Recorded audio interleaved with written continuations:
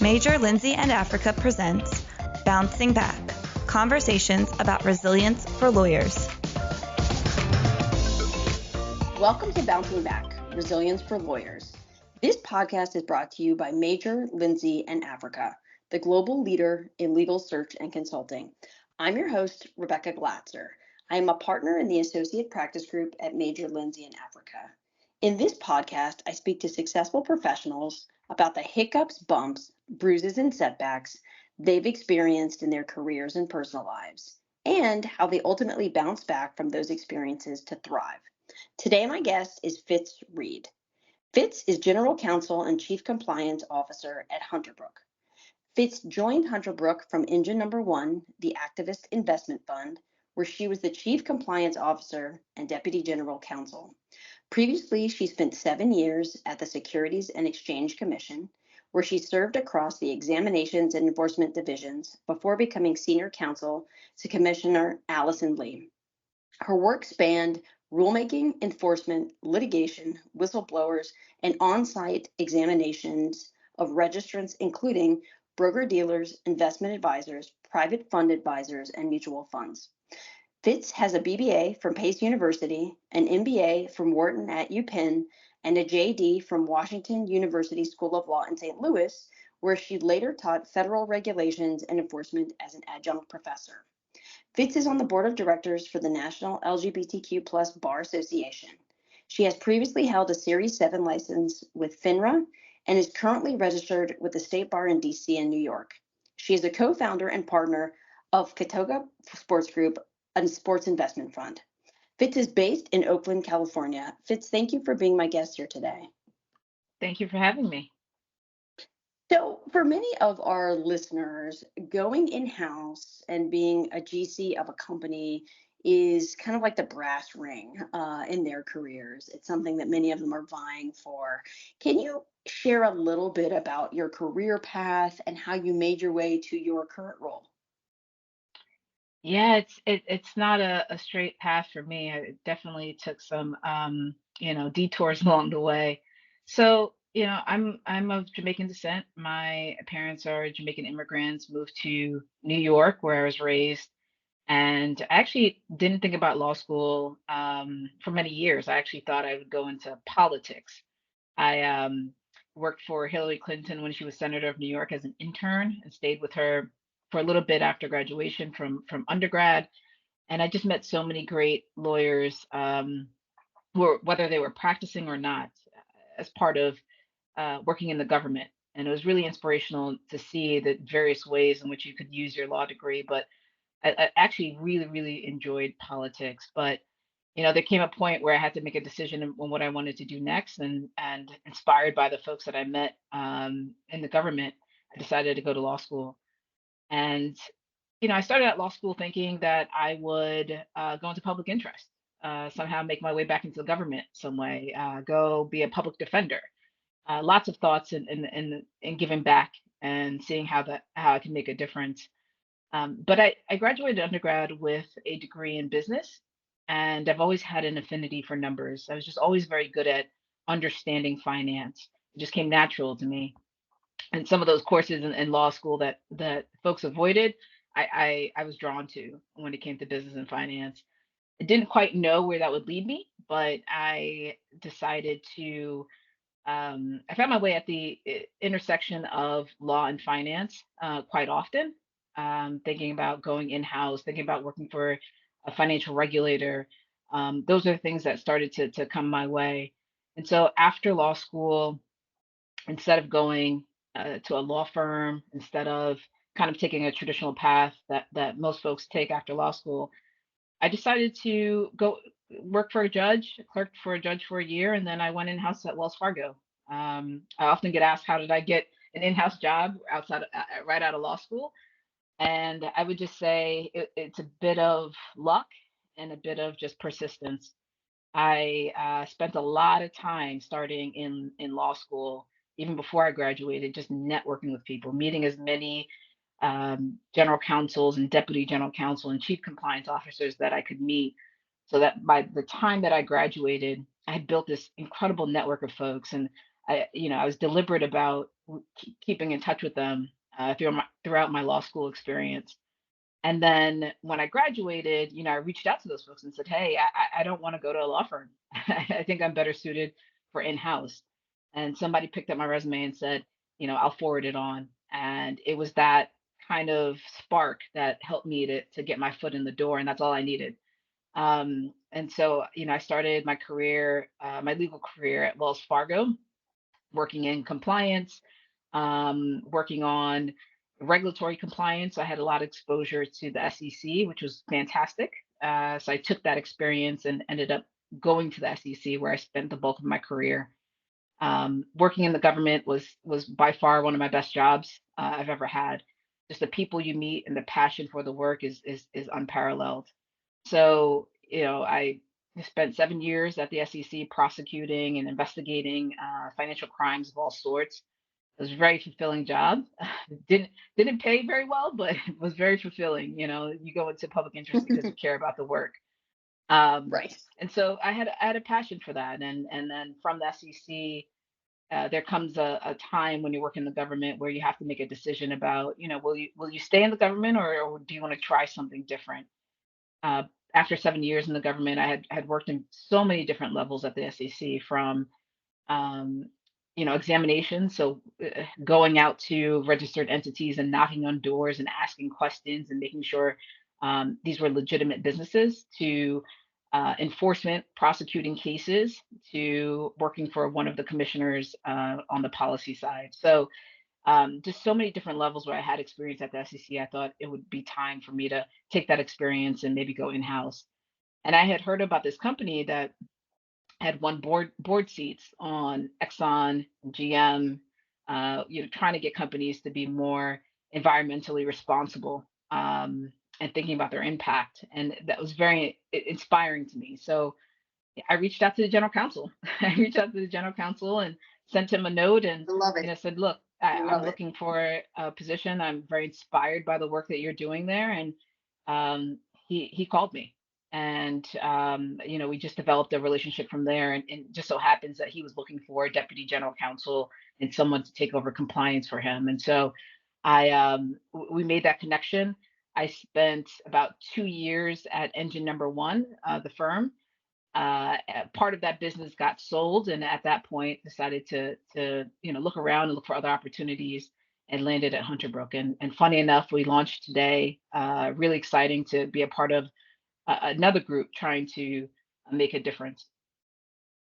That's amazing. I love this story because it's not the traditional interview for law firm X during OCI, summer with such firm, get a job at such firm, like take this linear path that so many lawyers are used to taking. And there's so many successful folks outside of that path that really achieve great and wonderful things, impressive things, like you have.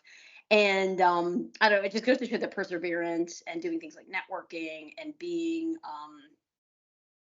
I can't think of a better word, but like persistent in pursuit of your dreams, really can pay off. And so I absolutely love this, Fitz. And one of the things I wanted to ask you about is something you touched upon a couple times, is this idea of networking.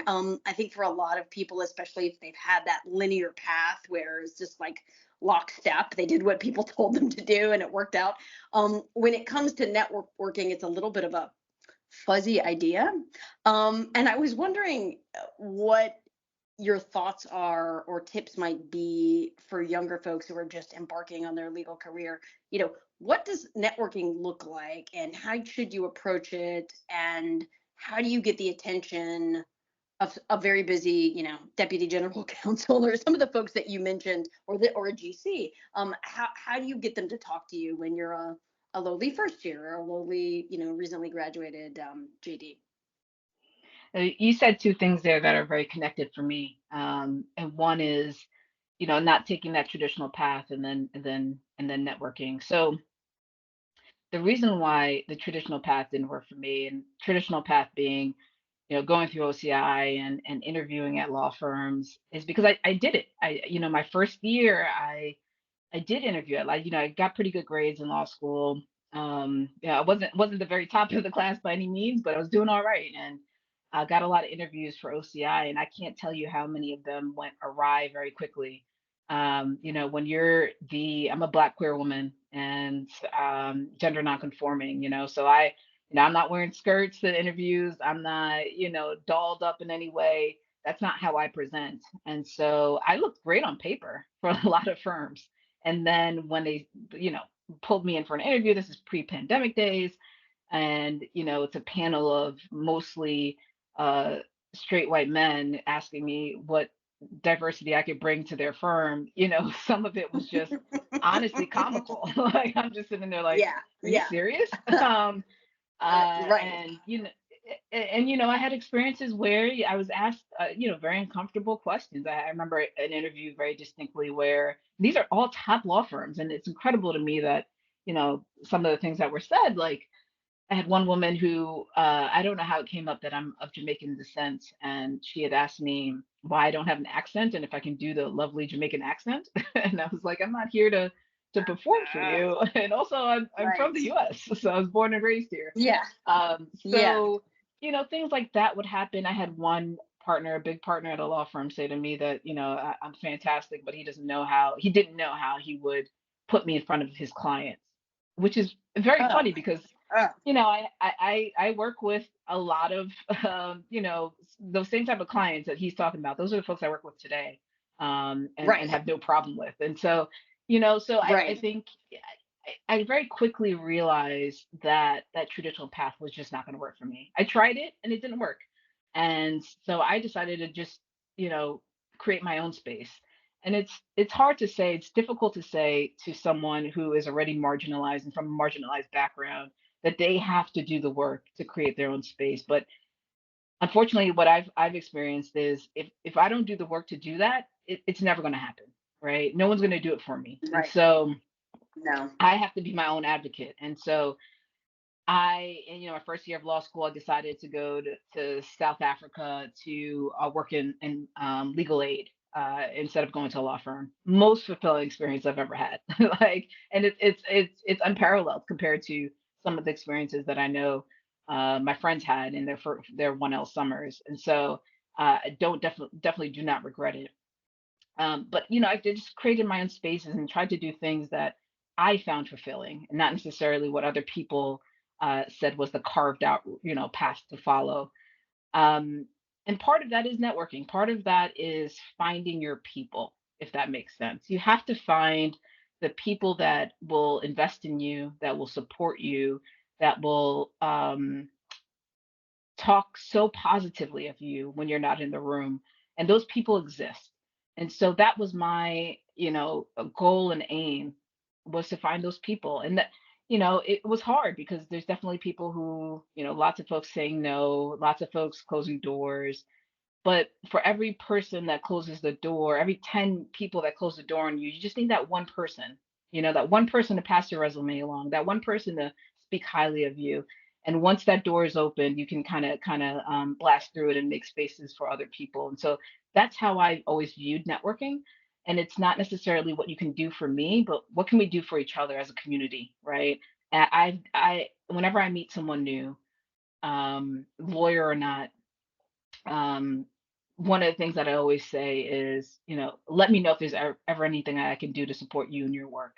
And I mean that, and I have people reach out and say, hey, can you write this recommendation? Can you help me with this? Or I'm starting a new a business. You've started business before. Can I get some advice? And I'm always there to answer that call, because I do feel like that energy comes back to you in so many different ways. And so, when I think about networking, I think about it from a community aspect. Let's build community together. How can we support each other? How can we're not going to get to these heights individually.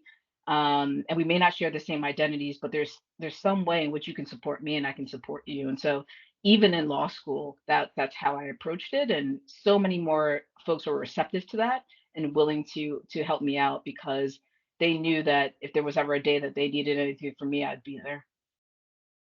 That's fantastic. And I love that. I love so many sentiments here. You're not going to get they're on your own. How can we do this together? But because I think that mentality, I totally believe in what you're saying with myself, which is this idea that like you get back what you give. It comes Hmm. back to you. It's almost like physics, Yes. Yeah. and it may not come tomorrow, and it may not come in the form that you're expecting, but you're going to get it back. I don't know if that's like a spiritual way of thinking about the world, or what how you might label it, but I truly believe in that because it's happened to me personally, as well. So can you give an example, to sort of drill down just a little bit more on this topic of networking? Like, I get comments a lot of times from candidates who are trying to go in-house or trying to maybe switch practice areas. And a lot of times I will give them advice about this, that you need to be in the spaces where you want to be, and you have to think creatively about the way in which to do that. And that may be, for example, like attending CLEs in a practice area that you want to be in, but you're currently not, right? And so you're like sitting there learning about this topic, and you're sitting elbow to elbow with people who are actually practitioners. That's an example. And sometimes that requires people to get out of their comfort zone Hmm. because they feel like, the odd man out. Like I don't know anything about this, and I'm sitting with all these people who know a lot about it.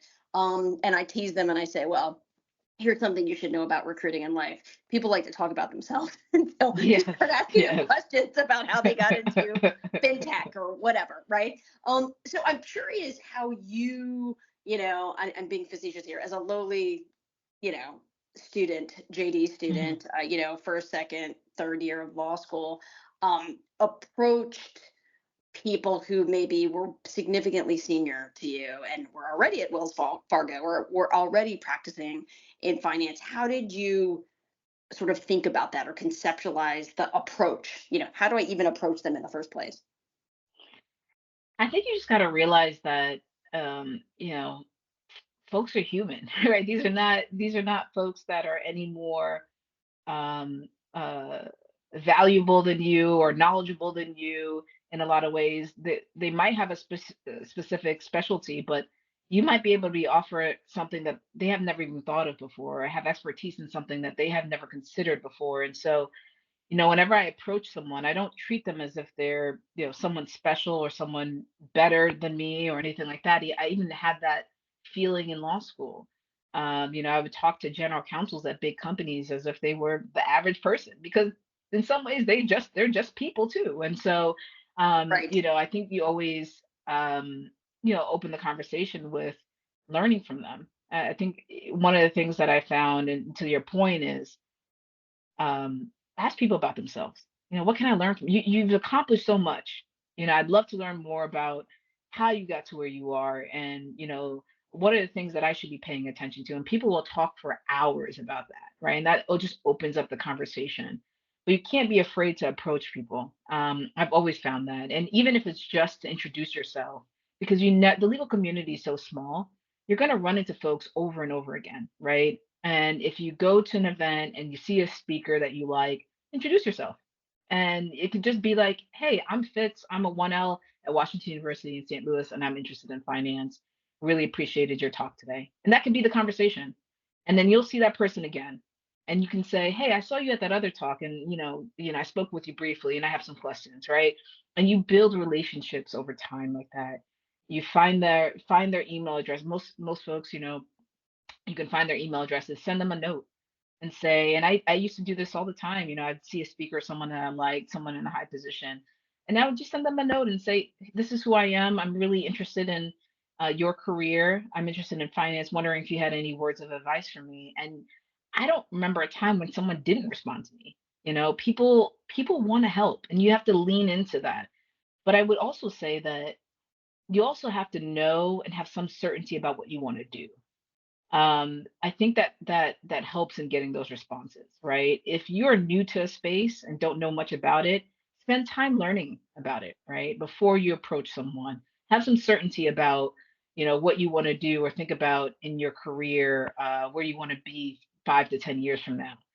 And it doesn't necessarily mean that you're going to say, I got to be a GC at a tech company, but you can say, I know I want to work in tech, right? And so at least narrow down the playing field, because the more you can do that and the more you can articulate that, I think folks can kind of focus in on how they can help. if you're too general, and or if you're kind of, interested in so many different things that's hard to pinpoint something, it's harder for folks to lean in and help you, or pass your resume along to the right people. It has to be kind of a focused effort. So if you're in a new space, I would say, learn as much as you can about it. Spend some time kind of thinking about and articulating where you want to be and how you want to take this knowledge and where you envision yourself. And then don't be afraid to just talk to people, because I think 9 times out of 10, you're going to find folks that want to engage with you and want to help in any way that they can. No, I think that's great advice. In terms of thinking of folks as people too. They put their pants on the same way you do, right? Exactly. They have the same stresses and issues with their kids as you do. So I think Exactly. that humanizing folks makes it easier to talk to them. And I think your point is well taken. The one about you need to know yourself a little bit first. Hmm. Google is your friend, taking advantage of, CLEs, taking advantage of resources that are on the internet, taking advantage of people that are in your close circle who are doing this, and then expanding to people that maybe you don't know. That's all really, really good advice to our listening audience as well. You talked about forging your own career path, Fitz, based on your experiences during OCI and the law firm interview process. But you are, in these spaces that includes being the sports executive of an international sports franchise, being in both the legal and the finance field, and being in, the space that kind of overlaps in both, where you are continually, I would imagine, just based on the statistics and my own personal experiences, you're one of one, right? You're the, Yeah. I would imagine you are often in the room where you are the only person that looks like you or identifies as you. And that can include everything from your, familial immigration experience to, being a Black queer woman in this space. So I was curious, you know, how you have continually succeeded in these spaces, even as you forge your own path. Oh yeah, when you're when so I've entered two professions in a way that has very small percentages of women, very small percentages of folks of color, and even smaller percentages of Black folks. That being the legal profession and then finance. And so, I work at a hedge fund, and it's not a space that's hedge fund space is not a space that's known for lots of diversity, right? So, um, I also went to Wharton to get my executive MBA, and out of about 110 or so folks in my program on the West Coast, I was the only Black woman, right? So I'm always in spaces where I am one of one in a lot of ways. And my goal is always to create spaces where I'm not, right? And bringing people in where I can, because I think it's so important. I don't want to be the only one. I want to be making spaces for others as well. And so how do I navigate it? I think there's a couple of things. I try to think of my, being those identities of being a woman, being Black, being, queer, um, as superpowers, and lean into it. It's not something I shy away from. It's not something I'm in any way modest about or embarrassed about. I walk into the room and I walk with my head held high and my chest out. And I think a lot of people gravitate to that in their own ways. I try to find people, even if we share only one piece of my identity, other women in the room that I can build a community with, other Black folks in the room I can build a community with, other folks from I grew up in a poorer neighborhood in New York. There's lots of folks that grow up from in disadvantaged backgrounds, that I can build community with. So I'm not necessarily going to find someone with my exact identity, intersections of identities, but there's always space to find people that share something, that we share something in common, and we can build community around that. Sometimes it's just, I'm a big sports fan. I love sports. I love competition. I grew up playing sports. And sometimes that's it. That is a sports lover, and we can talk about sports all day, and that is the thing that binds us. And once you can find one piece to connect with someone, um, I think it makes a huge difference in how not only how they see you and view you, but how they will go out of their way to pick up the phone when you call. And that's been my experience. I I found that you can find your community almost anywhere, and it takes time and it takes a lot of bumps. You mentioned bumps earlier when we were talking. It takes time, and it takes, sometimes you talk to the wrong person and it can completely turn you off from networking with other folks. But all it takes is that one person and one person to build that community with, and it can really change the trajectory of your professional career, because you just don't know where that person will end up and who that person knows and how they can help you in the long run and how you can help them. No, that's great. That's great advice. You have this positivity, Fitz, that I love, when it comes to your career and being in these spaces, because I think it's easy to kind of get discouraged or depressed when, you're having a series of negative experiences, especially in the beginning of Hmm. your career, and you don't have that confidence yet where you're like, I know what I'm talking about. I know what I'm doing.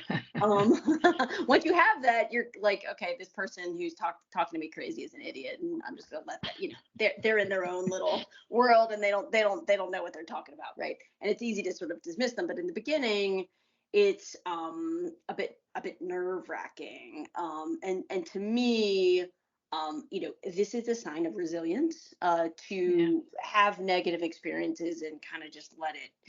You may cry, you may punch, you may curse in private, right? But in public, you keep going, right? And you keep moving forward. And I was curious where the strength, knowledge, help to get through difficult experiences comes from for you. Yeah, I mean, look, working as with my identities, working in spaces that I work, you get gaslit a lot. Not, I Yeah. don't get gaslit as much anymore, given where I am. But when you're coming up, when you're in law school, when you're initially, taking that first full-time legal job, that happens to you so often when people just assume you don't know what you're talking about, or you come up with a great idea and somebody else says the same exact thing, and it's like you never spoke. That happens so many times to me, and to I know to so many folks. Um, how do I remain positive through that?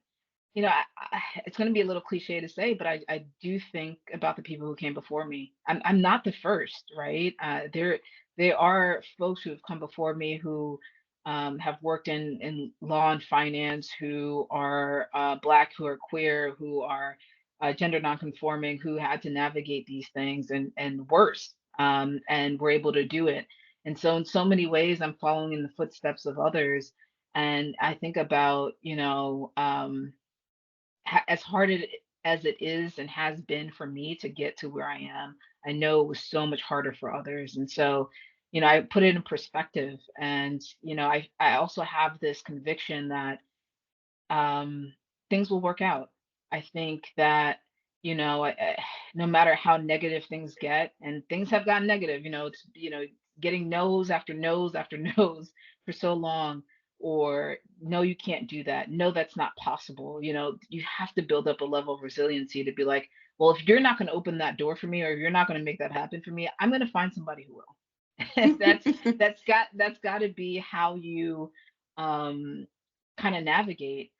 I don't mean to bring Beyonce into the conversation, but I Oh, will. please I mean, do. Please you, do. I think, I am a there's been fan. I'm I'm a turning big into a fan. fangirl. Yeah.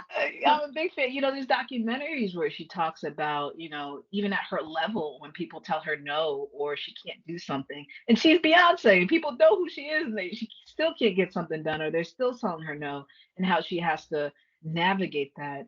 No matter what level you get to, because of our backgrounds, if you're coming from a traditionally marginalized background, there's always going to be this level of doubt, and there's always going to be people who are going to tell you what you can and cannot do, but you've got to find ways to get around it. And again, I want to say it's it sucks. It sucks to be the person that has to navigate this, and sometimes you feel like you're navigating it on your own in so many ways. But if you don't do it for yourself, it's going to be near impossible for these things to happen. You have to be your own advocate. If someone doesn't open the door for you, keep pushing till somebody else does.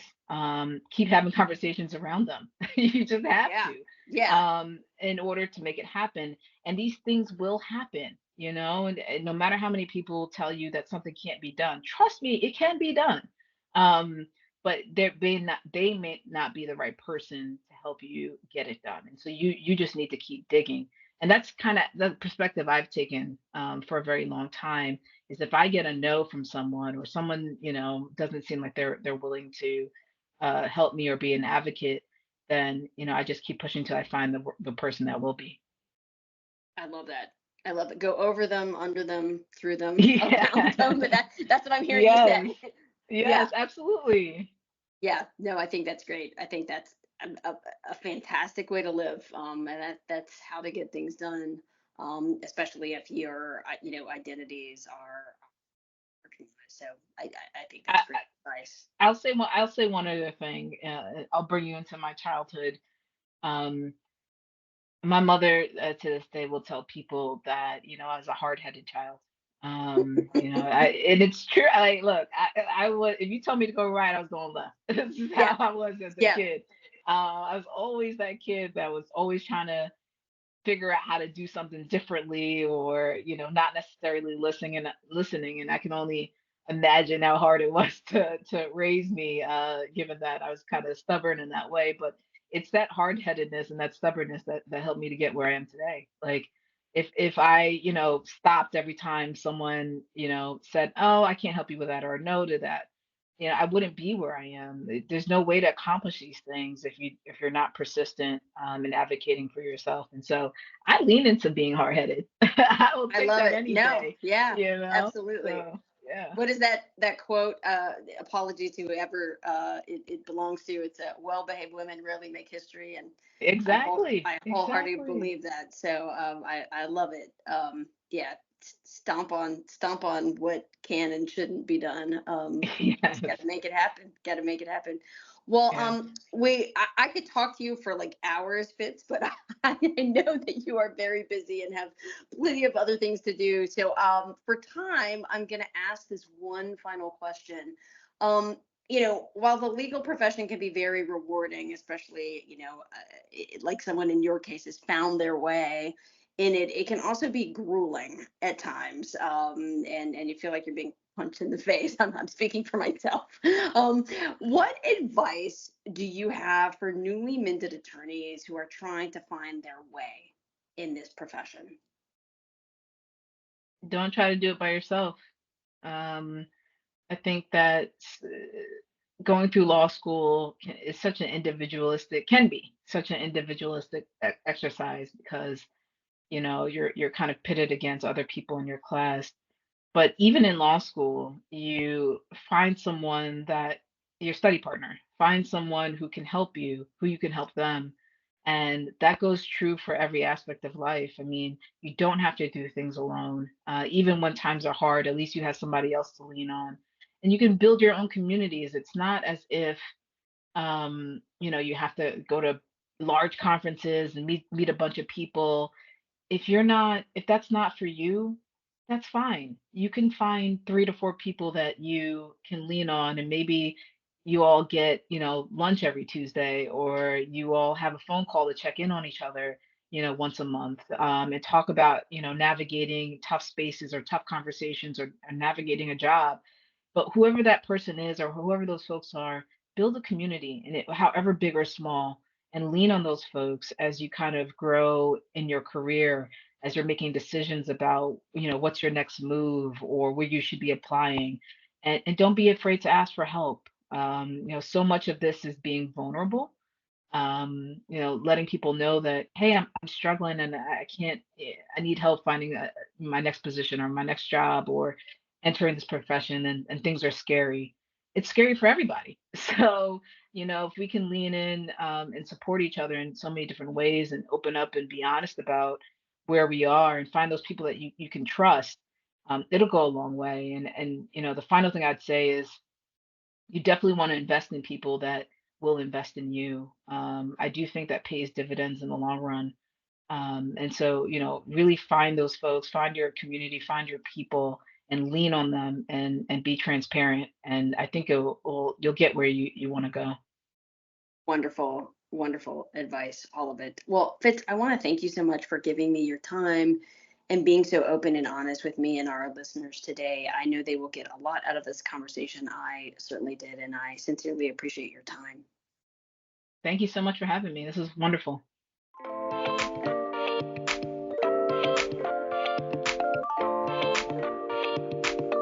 Thank you for listening to Bouncing Back, Resilience for Lawyers. Join us next time for another story about thriving after overcoming challenges. You can find Bouncing Back and other programming for lawyers on MLA's Legal Talk Network.